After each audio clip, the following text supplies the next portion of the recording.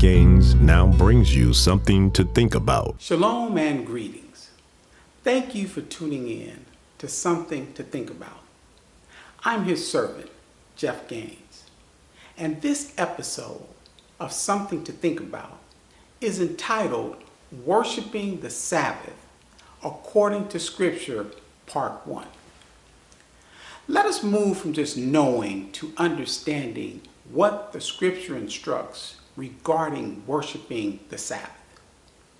In order for us to truly understand the Sabbath, we must first understand a combination of words and other scriptural things. The Sabbath is not officially mentioned in Scripture until Exodus chapter 16, but it is first addressed in Genesis chapter 2, verses 2 and 3. So let us go and allow Scripture to validate Scripture. Genesis chapter 2, verse 2 reads, "And on the seventh day, singular, God ended his work which he had made, and he rested on the seventh day from all his work which he had made."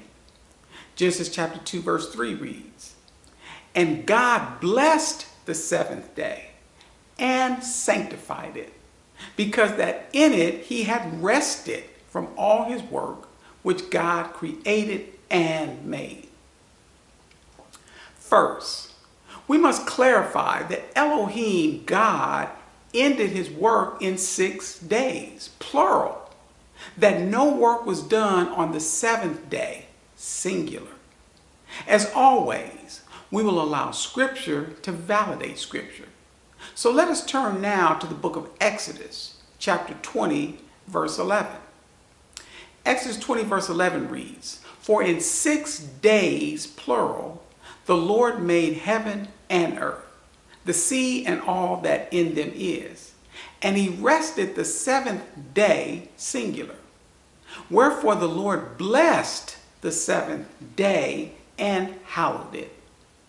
Now this is significant because it reveals that obedience to honoring the Sabbath is important to Yahweh Elohim. This is validated by Yahweh Elohim blessed the Sabbath and sanctified/hallowed it. He shared exactly when it was to be honored on the seventh day, singular. We need to understand that the words sanctified and hallowed are the exact same word in the Hebrew. It means to be made holy, to set apart. Something to think about. There's only one day of the week that Scripture validates that Yahweh Elohim ever blessed and made holy, and that is the seventh day. As we always emphasize, Scripture will always validate Scripture. In both the Old Testament/covenant and the New Testament/covenant. Let us allow the Old Testament/covenant Scripture, Deuteronomy chapter 4, verse 2, and the New Testament/covenant Scripture, Revelation chapter 22, verses 18 through 19, share a scriptural principle. We'll first go to Deuteronomy chapter 4, verse 2, and it reads, "Ye shall not add unto the word which I command you, neither shall ye diminish aught from it, that ye may keep the commandments of the Lord your God, which I command you." Now let us look at Revelation chapter 22, verse 18.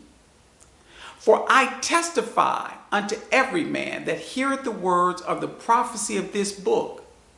If any man shall add unto these things, God shall add unto him the plagues that are written in this book." Revelation chapter 22, verse 19. "And if any man shall take away from the words of the book of this prophecy, God shall take away his part out of the book of life, and out of the holy city, and from the things which are written in this book." So, both the Old Testament/covenant and the New Testament/covenant warns all believers of the consequences of adding anything to the Scripture. That is not already there, as well as taking anything away from the scripture that we are not instructed to take away. In Genesis chapter 2, verse 2, it shares that Elohim rested on the seventh day, singular, from all his work which he had made. We need to understand the words rested and seventh in order to begin to truly understand the Sabbath. The word rested is the very first word that addresses the Sabbath. Rested is the Hebrew word Shabbath. Its definition is to rest, to keep as a day of rest.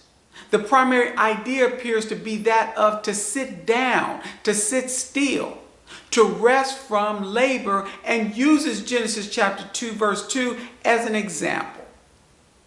Now, in order to truly understand the Sabbath, we must understand its connection with Shabbath or rest. We also need to understand the word seventh or seven. It is the second word that addresses the Sabbath. Seventh is defined in the Hebrew as a primitive cardinal number. Seven as the sacred full one. A holy number as amongst the Egyptians, Arabians, Persians. As has been shared in other episodes and teachings, numbers have spiritual meanings and purpose in the scripture. The number 7 is identified as denoting spiritual perfection.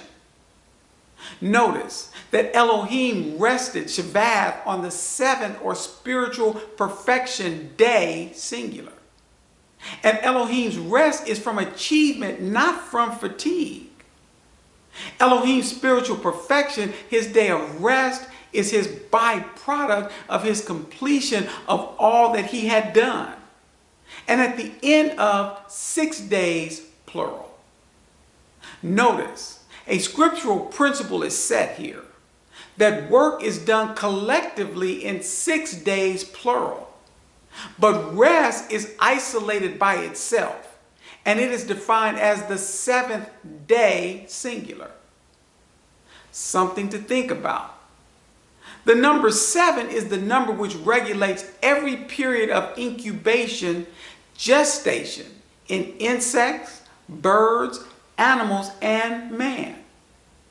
So, as we initially stated, in order to truly understand the Sabbath, we must understand a combination of words and other scriptural themes. The word Sabbath is not used in the scripture until the book of Exodus, the 16th chapter, verse 23.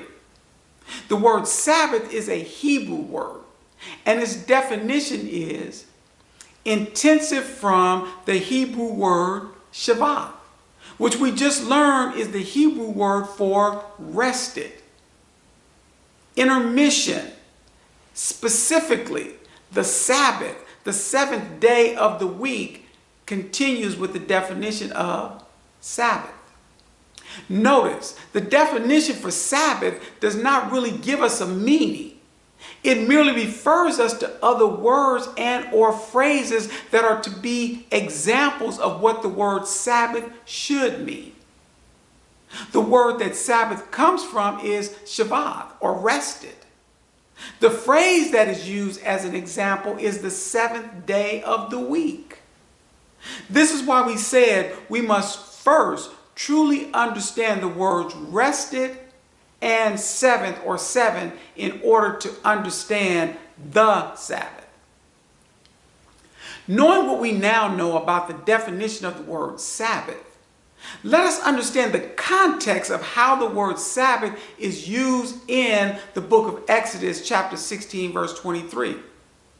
We will start in the book of Exodus, chapter 16, verses 1 through 3. And in those verses, it shares that the children of Israel murmured against Moses and Aaron about not having any food. So let us now pick up in Exodus chapter 16, and we'll read verses 4 and 5.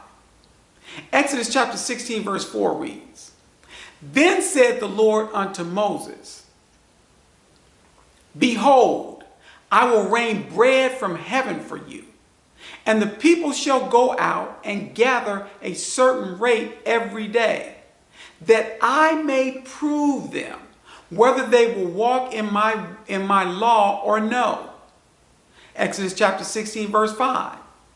And it shall come to pass that on the 6th day they shall prepare that which they bring in, and it shall be twice as much as they gather daily.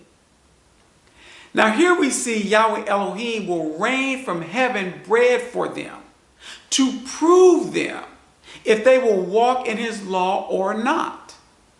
We also see Yahweh Elohim gives detailed instructions about the bread he will be providing. Note here that as we saw in Genesis chapter 2 verse 2 and clarified that Elohim, God, ended his work on the 6th day, not the 7th, that the people were to work through the 6th day. This is scripture validating the scriptural principle we stated earlier of work is done collectively in 6 days. It is of paramount importance that we understand that the holy Sabbath follows on the heels of Yahweh Elohim proving the children of Israel whether or not they will walk in his laws, further validating the significance to Yahweh Elohim of obedience to the Sabbath. Something to think about. Scripture never references a day of the week, such as Monday, Tuesday, Wednesday, only numerical days. So, as we stated earlier, only the 7th day did Yahweh Elohim bless and sanctify/hallow. Remember, sanctified and hallow means to make holy, to set apart. Explaining why from the very beginning we see the other 6 days, plural, grouped together, and the 7th day, singular, set apart. In Exodus chapter 6, verses 6 through 21, the scripture shares that Yahweh Elohim shared with Moses and Aaron to tell the people that he would provide meat for them in the evenings and bread in the mornings. The scripture shares that the people were told to collect a certain amount of manna each day. Something to think about. That they were to gather daily bread. Just as Yeshua taught when teaching how to pray in the Gospel of Matthew chapter 6 verse 11 and the Gospel of Luke chapter 11 verse 3. The people were told to gather the manna enough for the day and not leave any until the morning. But some of the people did not listen and left manna until the morning, and it bred worms and stank. And Moses was wroth with them. Now in Exodus chapter 16, verses 22 through 30, we see the Sabbath introduced. So, Exodus chapter 16, verse 22 reads, And it came to pass that on the 6th day they gathered twice as much bread, 2 omers for one man, and all the rulers of the congregation came and told Moses. Exodus chapter 16, verse 23. And he said unto them, This is that which the Lord hath said. Tomorrow is the rest of the holy Sabbath unto the Lord. Bake that which ye will bake today, and seed that ye will seed, and that which remaineth over lay up for it to be kept until the morning. Exodus chapter 16, verse 24. And they laid it up until the morning, as Moses bade, and it did not stink, neither was there any worm therein. Exodus chapter 6, verse 25. And Moses said, Eat that today, for today is a Sabbath unto the Lord. Today ye shall not find it in the field. Exodus chapter 6, verse 26. 6 days ye shall gather it, but on the 7th day, which is the Sabbath, in it there shall be none. Exodus chapter 16, verse 27. And it came to pass that there went out some of the people on the seventh day for to gather, and they found none. Exodus chapter 16, verse 28. And the Lord said unto Moses, how long refuse ye to keep my commandment and my laws? Exodus chapter 16, verse 29. See, for that the Lord hath given you the Sabbath. Therefore he giveth you on the sixth day the bread of 2 days.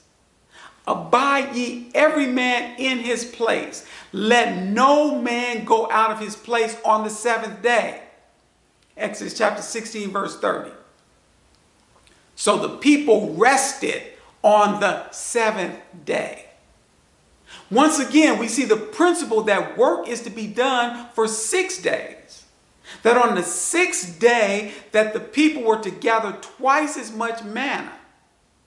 Next, the scripture says tomorrow, meaning the seventh day, is the rest of the holy Sabbath unto the Lord. It is important that we understand that the word rest that precedes the holy Sabbath in Exodus chapter 16 verse 23 is not the same rested that we previously learned about in Genesis chapter 2 verses 2 and 3. It is the Hebrew word for Sabbaton. The definition is that from the Hebrew word Sabbath and means a Sabbatism or special holiday, rest, Sabbath, but intensively a great Sabbath, a solemn Sabbath, and refers to Exodus chapter 16 verse 23 as an example. The word rest or Sabbaton is only used 11 times in the Old Testament Hebrew scripture. Of these 11 times, only 3 times is it used as the word Sabbath.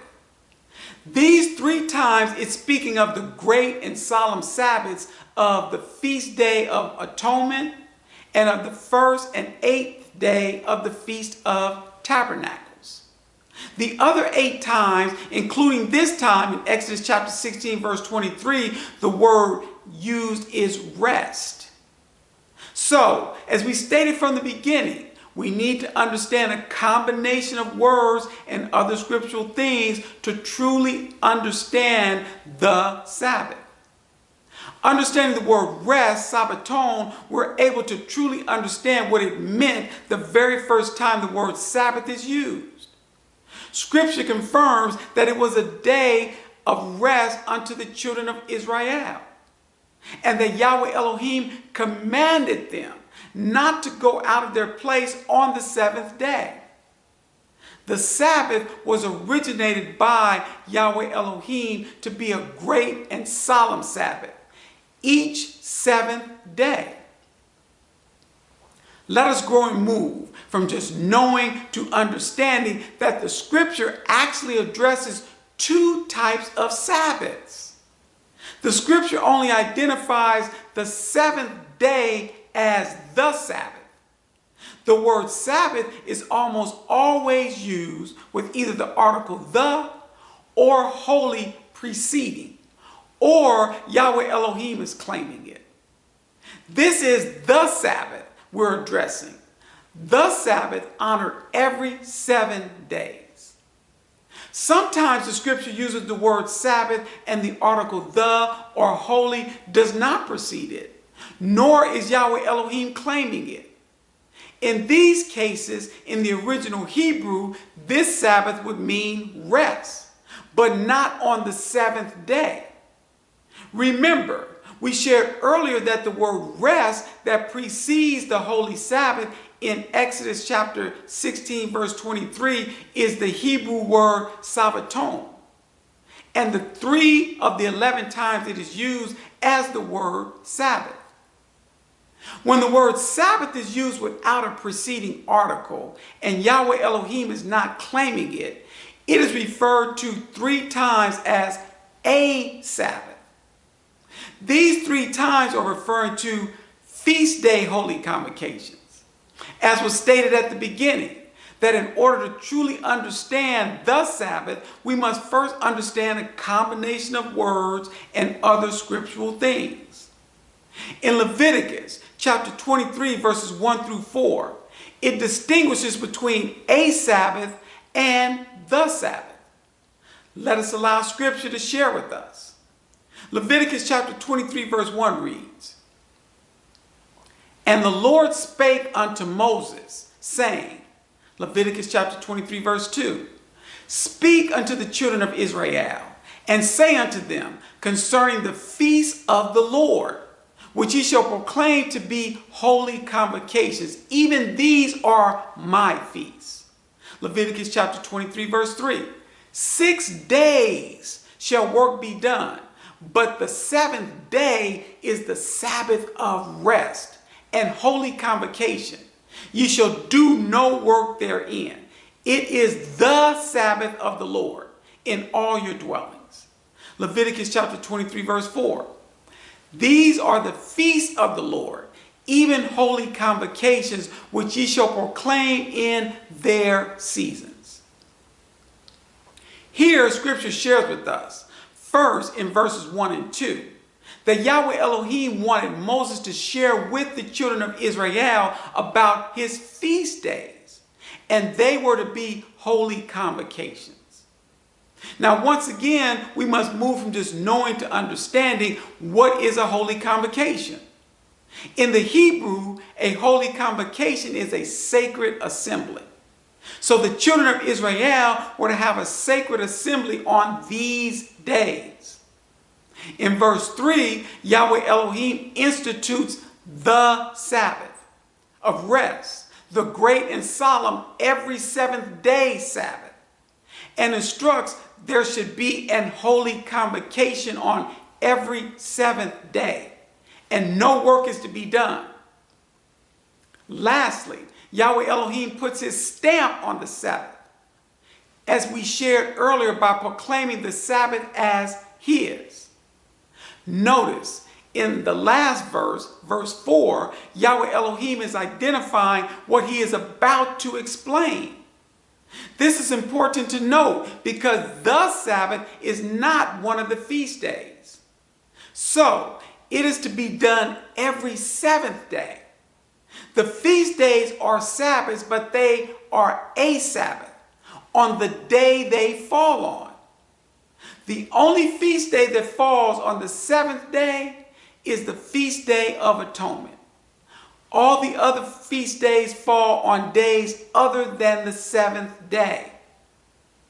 The next time the word Sabbath is used is in the book of Exodus chapter 20, verses 8 through 11.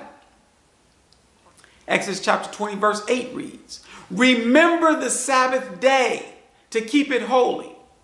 Exodus chapter 20, verse 9, 6 days shalt thou labor and do all thy work.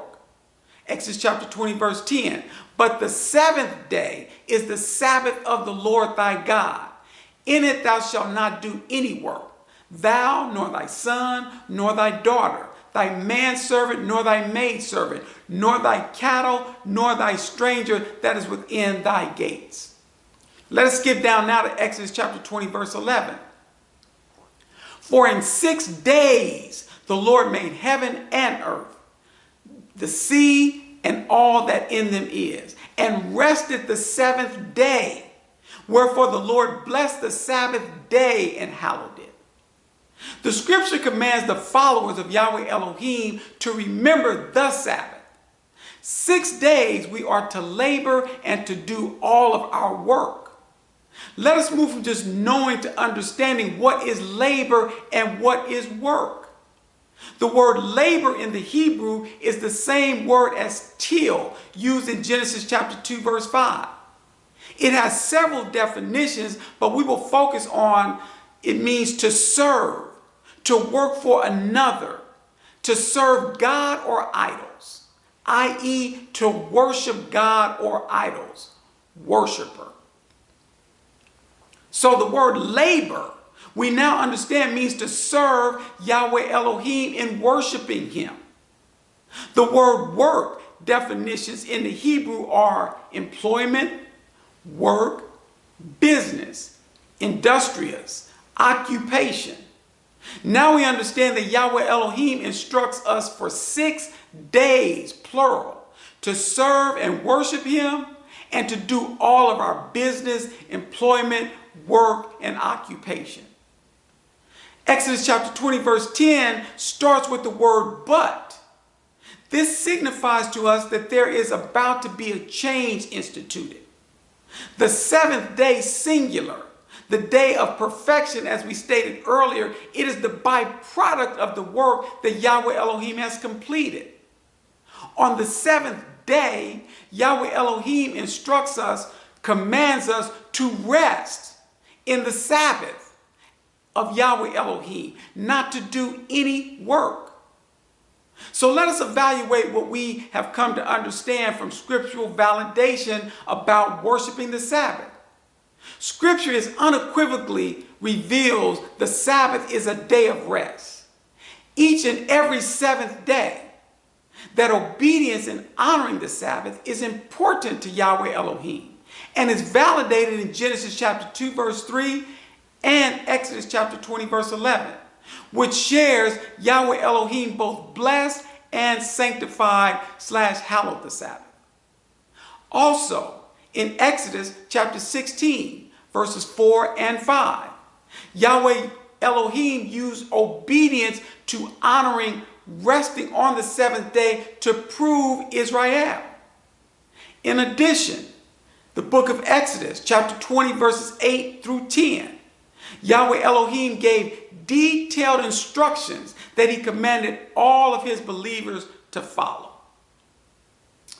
We will conclude here with part 1, and we will begin with part 2 of our next episode of Something to Think About. In closing, my prayer is that this episode of Something to Think About has assisted us in continuing to grow and move from just knowing to truly understanding the word of the Most High, Yahweh Elohim. Peace and blessings.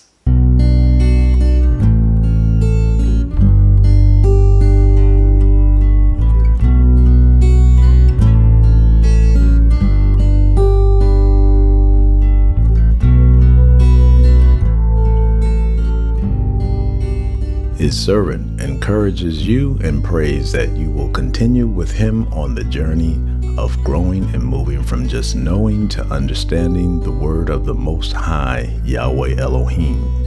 To support you on your journey, his servant offers the following resources. His servant email address. Please feel free to reach out to his servant at any time with any questions, concerns, suggestions, and/or comments. His servant website and his servant YouTube channel. You are encouraged to subscribe to be alerted of new content. In addition, his servant recommends reading or listening to the beginning of Scriptural Truth, Volume 1. It affords a strong beginning foundation in not just knowing, but understanding the Scripture.